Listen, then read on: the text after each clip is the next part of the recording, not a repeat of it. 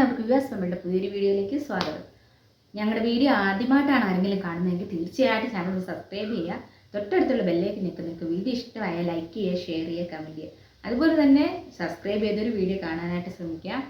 അപ്പം നമുക്ക് വീഡിയോയിലേക്ക് പോകാം. ഇന്നത്തെ വീഡിയോ എന്ന് പറഞ്ഞാൽ ഇപ്പം എനിക്ക് കുറച്ച് നാളായിട്ട് ഇലപ്പൊതി കഴിക്കാനായിട്ടൊരാഗ്രഹം. അതുമാത്രമല്ല നമ്മുടെ യൂട്യൂബിലേക്ക് കുറേ പേര് ഇലപ്പൊതിയൊക്കെ ഉണ്ടാക്കി കഴിക്കുന്നതൊക്കെ കണ്ടു. അപ്പോൾ എനിക്ക് ഒരാഗ്രഹം അതുപോലെ ചെയ്യാനായിട്ട്. അപ്പോൾ ഇന്നത്തെ വീഡിയോ എന്ന് പറയുന്നത് ഇലപ്പൊതി ഉണ്ടാക്കുന്നതാണ്. അപ്പോൾ എന്തൊക്കെ ഐറ്റംസ് ഒക്കെയാണെന്ന് നമുക്ക് വഴിയെ കാണാം. നമുക്ക് നേരെ വീഡിയോയിലേക്ക് പോകാം. അരിയാനായിട്ട് ആദ്യമേ ഇവാനി കയറിയിട്ടുണ്ട്. ഇത് നമ്മുടെ കപ്പയാണ്. ഈ കപ്പ നമുക്ക് കപ്പയാണ്.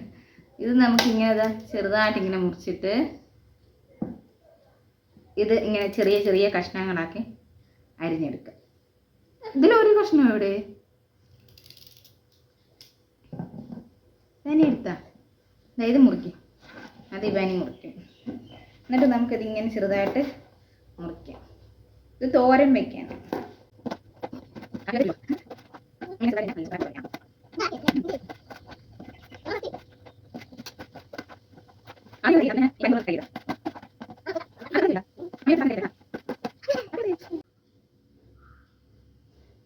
ഓക്കെ, നമ്മളിതെല്ലാം അരിഞ്ഞു കഴിഞ്ഞു. ഇനി നമുക്കിതൊരു പാത്രത്തിലേക്ക് മാറ്റിയിട്ട് ഇത് കഴുകിയെടുക്കാം. അതിടണ്ട, അതാ എൻ്റെ മോൻ കളിച്ചു. ഇത് തരാം. ഓൾറെഡി ഇതൊന്ന് കഴുകിയതാ, ഇനി ഒന്നുകൂടെ ഒന്ന് കഴുകാൻ വിചാരിച്ചു. എൻ്റെ മോൻ ഇതിൽ വെച്ച് കളിച്ചിട്ടാ. വീടല്ലേ കേട്ടാ, വീടല്ലേ കേട്ടാ. ശരി. ഈ നമ്മുടെ കപ്പ തോരൻ വെക്കാനുള്ള അരപ്പ് നമുക്ക് ഒന്ന് ജസ്റ്റ് ഒന്ന് ക്രഷ് ചെയ്തെടുക്കാം. അപ്പോൾ അതിന് വേണ്ടി കുറച്ച് തേങ്ങ, ഇത്ര മതി, ഇത്രയും തേങ്ങ എടുത്തു. ഇത് നമ്മുടെ വെളുത്തുള്ളിയാണ് കേട്ടോ. വെളുത്തുള്ളി ജസ്റ്റ് ഒന്ന് ചതച്ചതാണ്, അതിട്ട് കൊടുത്തു. പിന്നെ നമുക്ക് ലേശം ജീരകം വേണം, നല്ല ജീരകമില്ലേ, ജീരകം, അത് ഇട്ട് കൊടുത്തു. ഇനി കുറച്ച് മഞ്ഞൾപ്പൊടി,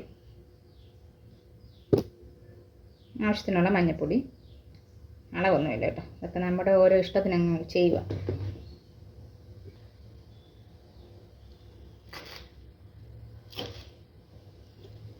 എരിവിന് വേണ്ടി 2 പച്ചമുളക് നമുക്ക് മുറിച്ചിടാം.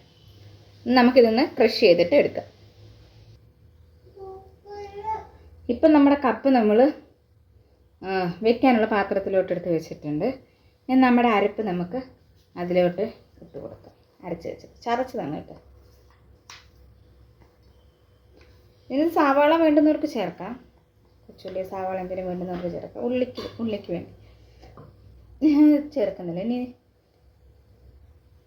ഇതിന് കുറച്ച് ഉപ്പുകൂടി ഇട്ട് കൊടുക്കുക.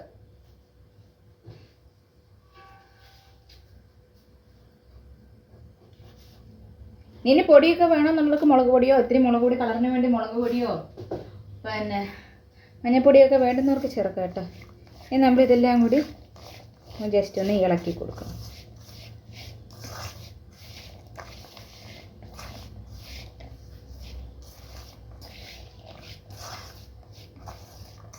ഇത്തിരി മഞ്ഞൾപ്പൊടിയും കൂടി നമുക്ക് ചേർത്ത് കൊടുക്കാം. വെളുത്തിരിക്കുന്നു, മഞ്ഞൾപ്പൊടി കുറഞ്ഞു പോയി, കുറച്ച് മഞ്ഞൾപ്പൊടി ഇടാം.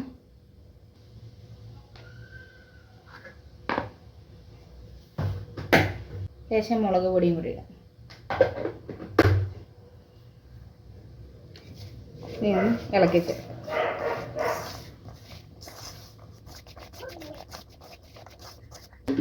ഇനി ഇതിലേക്ക് വെള്ളം ഒഴിച്ചു കൊടുക്കാം.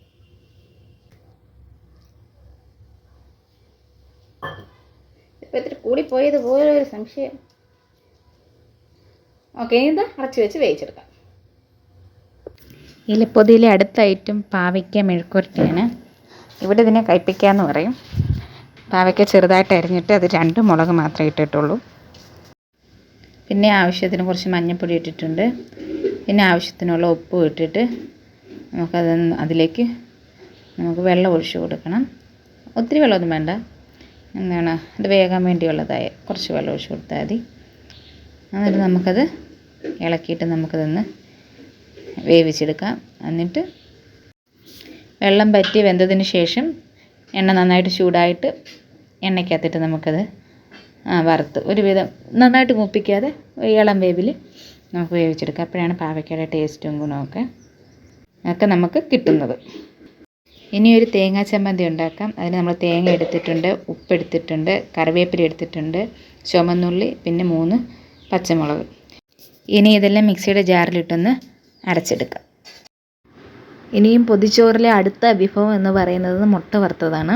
അപ്പോൾ അതിനായിട്ട് നമ്മൾ ചെറിയുള്ളി ചെറുതായിട്ട് അരിഞ്ഞിട്ടുണ്ട്, പിന്നെ ആവശ്യത്തിനുള്ള ഉപ്പിട്ട് കൊടുത്തിട്ടുണ്ട്, പിന്നെ നമ്മൾ കുറച്ച് കട്ടിയൊക്കെ കിട്ടാനായിട്ട് തേങ്ങ തിരക്കിയിട്ടിട്ടുണ്ട്, പിന്നെ നമ്മൾ കുരുമുളക് പൊടിയാണ് ഇടുന്നത്. അതിനുശേഷം നമുക്ക് മുട്ട പൊട്ടിച്ച് ഒഴിക്കാം. എന്നിട്ട് ഒരു മുട്ടയെ നമ്മൾ എടുക്കുന്നത് കേട്ടോ. ഇനി നമുക്ക് നന്നായിട്ടൊന്ന് ഇളക്കി മിക്സ് ചെയ്യാം, ഉപ്പൊക്കെ മുട്ടയെ പിടിക്കാനായിട്ട്. എന്നിട്ട് നമുക്ക് വറുത്തെടുക്കാം. വലിയ ചിലവൊന്നുമില്ലാതെ നമ്മൾ പൊതിച്ചോറിൻ്റെ വിഭവങ്ങളൊക്കെ തയ്യാറാക്കി. ഇനി നമുക്ക് പൊതിച്ചോറ് കെട്ടണം. അപ്പോൾ അതിന് നമ്മൾ വാഴയില വെട്ടിയെടുത്തിട്ടുണ്ട്, അത് നമ്മൾ തീയത്ത് വെച്ച് നമ്മൾ വാട്ടിയെടുത്തിട്ടുണ്ട്. എന്നിട്ട് അതിൻ്റെ പുറവശത്തെ ആ കട്ടിയുള്ള ഭാഗം നമ്മൾ എടുത്ത് മാറ്റണം. അതിന് ശേഷം നമുക്കത് ഒരു മുറത്തിലോട്ട് വെച്ചിട്ട് അതിലേക്ക് നമുക്ക് ചോറിടാം. നമുക്ക് ആവശ്യത്തിനുള്ള ചോറ് ഇട്ട് വയ്ക്കും. ഞാനൊരു 3 തവി ചോറാണ് എടുക്കുന്നത്. ഈ ചോറിൻ്റെ ഒരു സൈഡിലായിട്ട് നമുക്ക് കപ്പത്തോരൻ വയ്ക്കാം. ഇവിടെ പൂളാന്ന് പറയും, ചിലയിടത്ത് മരച്ചീനി എന്നൊക്കെ പറയും. നമ്മൾ കപ്പ എന്നാണ് പറയുന്നത്. കപ്പ തോരൻ വെച്ചിടാം. നമ്മൾ കപ്പ വേച്ചതിന് ശേഷം അതിനകത്ത് കടുക് വറുത്തിടണമായിരുന്നു കേട്ടോ, അത് പറഞ്ഞില്ല. അപ്പോൾ കടുകൊക്കെ വറുത്ത് കപ്പ സൂപ്പറായിട്ടുണ്ട്. നമ്മൾ കപ്പത്തോരൻ വെച്ച് കൊടുത്തു.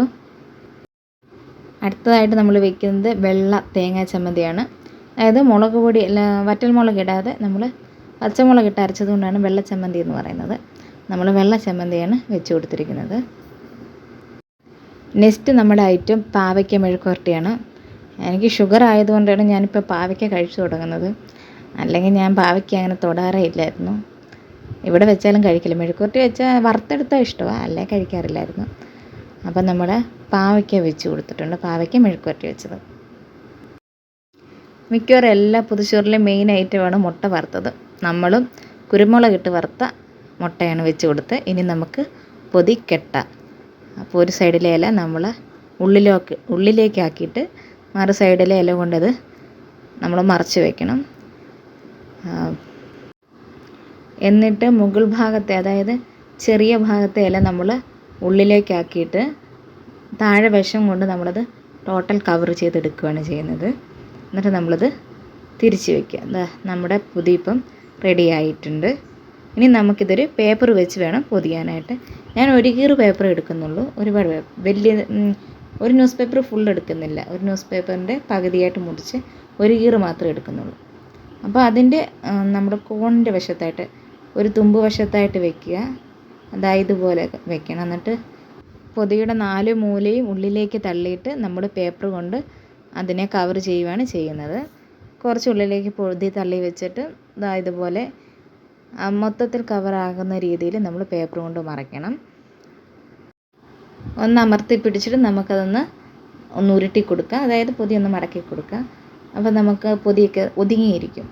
വലിയ പൊതിയായിട്ട് തോന്നിക്കാതെ ഒതുങ്ങി നല്ല ചെറിയ പൊതിയായിട്ട് കിട്ടും. എന്നിട്ട് നമ്മൾ ഒരു സൈഡ് ആദ്യം കവർ ചെയ്യുക, പിന്നെ അടുത്ത സൈഡ് നമ്മൾ മടക്കുക. പിന്നെ നമ്മൾ കൊച്ചിലെ പേഴ്സൊക്കെ ഉണ്ടാക്കുന്ന രീതിയിൽ അങ്ങനെ മടക്കി അവിടുത്തെ ആ ഹോളിലേക്ക് കയറ്റി വയ്ക്കുക. അങ്ങനെ നമ്മുടെ പൊതിച്ചോറ് നമ്മൾ കെട്ടിക്കഴിഞ്ഞു. ഇതിന് നമുക്ക് പശ തേക്കുമായിട്ടോ ചോറ് തേക്കുമായിട്ടോ ഒന്നും വേണ്ട, ഇളകി പോകാത്ത രീതിയിൽ പൊതിച്ചോറ് നമുക്ക് കിട്ടും. ഇങ്ങനെ നമ്മുടെ പൊതിച്ചോറ് ഇപ്പം റെഡി ആയിട്ടുണ്ട്. നമുക്ക് സുഹൃത്തുക്കളെ എല്ലാവർക്കും ഇഷ്ടമായെങ്കിൽ എല്ലാവരും ഒന്ന് കമൻറ്റ് ചെയ്യണേ. ഞാൻ പൊതിച്ചോറ് പൊതിഞ്ഞത് നിങ്ങൾക്ക് ഇഷ്ടമായിട്ടുണ്ടെങ്കിൽ പ്ലീസ് എല്ലാവരും ഒന്ന് കമൻറ്റ് ചെയ്യണേ. അപ്പം ഞങ്ങൾ പൊതിച്ചോറ് കഴിക്കാൻ പോവാണ്. ഉച്ചയൊക്കെ കഴിഞ്ഞു. എത്രയായി സമയം? 2 മണിയാകും. ഓക്കെ, അപ്പം ഞങ്ങൾ പൊതി കഴിക്കാൻ പോവാം. ഒരു 10-11 മണിയൊക്കെ ആയപ്പോഴാണ് ഞങ്ങൾ കെട്ടിവെച്ചേ. ഇപ്പോൾ ഇതാ ഞങ്ങൾ പൊതി അഴിച്ച് കഴിക്കാൻ പോവാണ്. ഇവാനെയും വിളിച്ചപ്പോൾ അവളും വരാ പറഞ്ഞു കഴിക്കാൻ. അങ്ങനെ ഞാനും അവളും കൂടെ ഒരു പൊതി കഴിക്കാൻ പോവാണ്. അവൾ ഭയങ്കര ഇങ്ങനെ തുറക്കുന്ന കാര്യത്തിലൊക്കെ അവൾക്ക് ഭയങ്കര ഇഷ്ടമാണ്. TV ഇട്ടിട്ടുണ്ട്, അതുകൊണ്ട് അവൾ പറയുന്നതൊന്നും കേൾക്കാൻ കിട്ടുന്നില്ല. അയ്യോ എൻ്റെ കുട്ടി മകള്.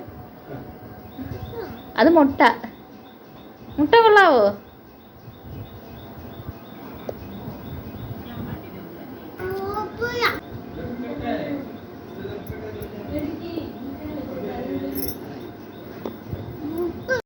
അങ്ങനെ പൊതിച്ചോറ് നമ്മൾ കഴിച്ചുകൊണ്ടിരിക്കുകയാണ്. പാവയ്ക്ക മെഴുക്കുവരട്ടി, തേങ്ങാ ചമ്മന്തി, കപ്പത്തോരൻ, മുട്ട വറുത്തത്. പൊതി കഴിക്കുമ്പോഴേ നല്ല മണമൊക്കെയാണ്. അപ്പം അങ്ങനെ കഴിച്ചുകൊണ്ടിരിക്കുക. പക്ഷേ ഒരു അച്ചാറിൻ്റെയും ഒരു മീൻ വറുത്തതിൻ്റെയൊക്കെ കുറവുണ്ട്. എങ്കിലും കുഴപ്പമില്ല, നമ്മളുള്ളത് കൊണ്ട് അഡ്ജസ്റ്റ് ചെയ്തു. അപ്പോൾ വീഡിയോ ഇഷ്ടമായ എല്ലാവരും ഞങ്ങളിന്ന് സപ്പോർട്ട് ചെയ്യുക, ചാനൽ സബ്സ്ക്രൈബ് ചെയ്യുക.